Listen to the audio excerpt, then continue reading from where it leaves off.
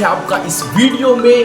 आज mister chill बात करने वाला है ब्रदरहुड के बारे में, भाईचारे के बारे में। और आज वो अकेले नहीं, आज वो एक दादाजी के साथ है। बिना किसी चीज की देरी किए हुए दिखाता हूं मैं अपने दादाजी को, आपसे मिलवाता हूं। ये मेरे दादाजी हैं और आज मैं इनसे करने वाला हूँ बहुत सारी बातें एक विशेष टॉपिक को लेकर, और वो टॉपिक है भाईचारा इन इंडिया। गाइस, इसका मतलब होता है हमें अपने भाइयों को समझना चाहिए, भाई का रिश्ता क्या होता है इसको समझना चाहिए।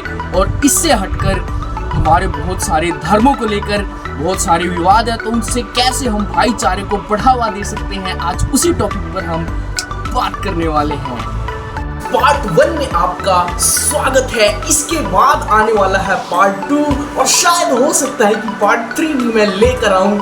तो चलिए स्टार्ट करते हैं इस वीडियो को। तो गाइस, सबसे पहले मैं दादाजी से क्वेश्चन पूछना चाहूंगा कि भाईचारा होता क्या है और वो इससे समझते क्या है। तो दादाजी बताइए हमारे दर्शकों को। ठीक है, मैं सभी दर्शकों को मेरी तरफ से नमस्कार।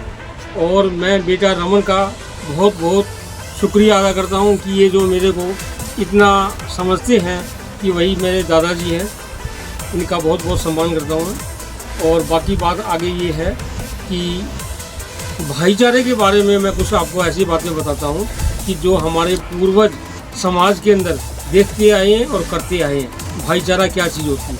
भाईचारे से हमें किसी एक परिवार से ही संबंधित नहीं होना चाहिए। भाईचारे के अंदर समाज जो है ना, वो सब भाईचारे में ही आता है, चाहे वो किसी जाति विशेष से हो या किसी भी धर्म से हो।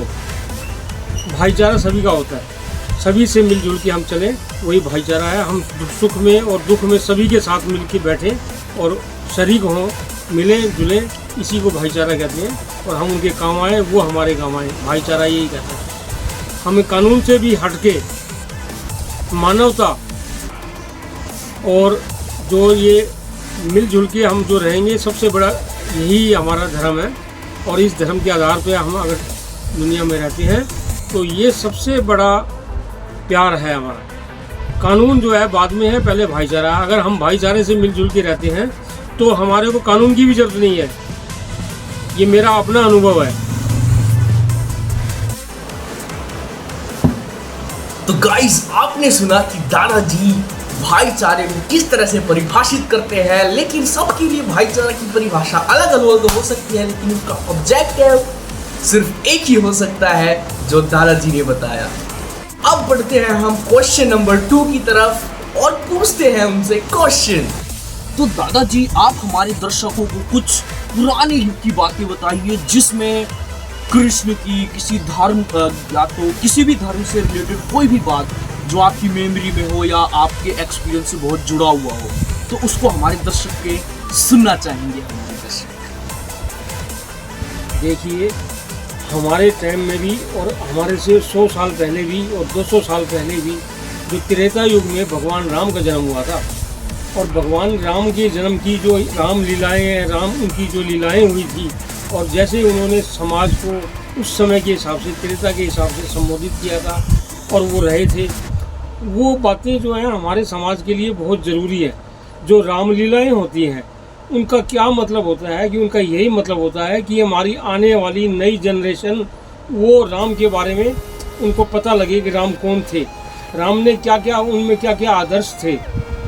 तो इन सब चीज़ों को दर्शाने के लिए ही हम जो है ना, समय में जो रामलीला है, अक्टूबर नवंबर के महीने में दिवाली से पहले रामलीला का जो 10 दिन का आयोजन किया जाता है, उसके अंदर यही बच्चों को हम दर्शाने के लिए करते हैं कि बच्चों को ये पता लगे कि हमारे बुजुर्ग, हमारे पुराने जो आदर्श थे, उनके हिसाब से हम चलें, बहुत कुछ हमें मिलेगा वहाँ।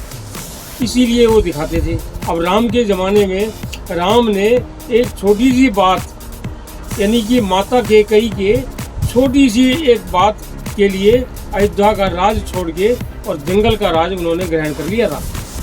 उसका कारण क्या था? उनके अंदर जो है ना, माता और पिता का सम्मान करने वाली भावनाएं थी कि भाई माता पिता का हमें सम्मान करना है। अगर मेरी माता कैकेयी ने मेरे को जंगल का राज दे दिया है तो मैं जंगल का राज ले लूँगा। थोड़ी सी बात के लिए वो जंगल के लिए रवाना हो गए। साथ में माता जानकी भी उनके साथ चली गई और भाई जो है लक्ष्मण भी उनके साथ चले गए। तो उनको ये स्वार्थ नहीं था। हमें कहने का मेरा मतलब यही है कि हमें स्वार्थ की भावना से इस समाज से जुड़ के नहीं रहना चाहिए। हमें जो है ना ये देखना चाहिए, अगर हम त्याग करते हैं, भगवान राम से हमें त्याग करने की एक शिक्षा मिलती है। और हमारे बुजुर्ग ये भी कहते हैं कि जो त्याग करता है उसको बहुत कुछ मिलता है। मैं यही कहना चाहता हूँ कि जितना हम त्याग करेंगे, परमार्थ के लिए कुछ काम करेंगे, उतना ही हमें मिलेगा और आपस में भाईचारा बनेगा। हमारे दिल के अंदर हम दिल से बिल्कुल साफ होने चाहिए, सब कुछ हमें इस दुनिया में मिलेगा अगर हम जो है परमार्थ के लिए जीते हैं। तो भगवान राम ने 14 साल तक जंगल में बिताए, क्योंकि वो माता कैकेयी का ऑर्डर था और उन्होंने ये आज्ञा दी थी। और वैसे ही जो है उन्होंने तो गाइस, मिस्टर चिल खत्म करता है इस वीडियो को यहीं पर और मिलते हैं आपसे अगली वीडियो में पार्ट 2 में दादाजी के साथ फिर से।